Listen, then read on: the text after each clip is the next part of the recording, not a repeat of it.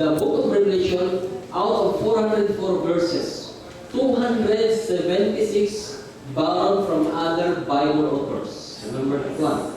So, that is more than half of the book of Revelation verses copied from other Bible passages or from other Bible books.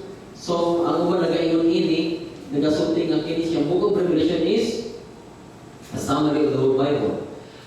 That is the importance. Now, in studying this one, we need hermeneutics, or some say it is a scientific way of studying the Bible, and good enough, as Amos Bone, we have already made study. But still, we need, and you need to study it by yourself, verse by verse, lesson by lesson. And we are studying here, topical or topic by topic Bible study, referring to other passages sa other books of the Bible. Now, principle number 1 in studying the book of Revelation. The Word of God as inspired. So that we will not go to sa itong maligyan ang pag-interpret mo, you go to destruction.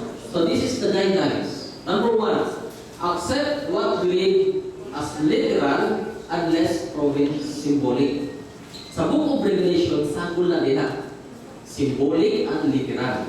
So principle number 1, i-accept na nga literal. Unless ma-prove na hindi literal or symbolic.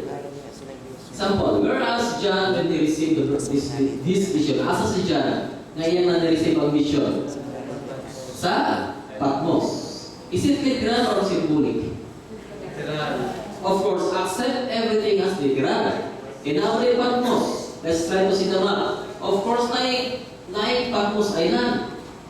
No? So, ang bang sa English, Korean, that is very literal, Patmos.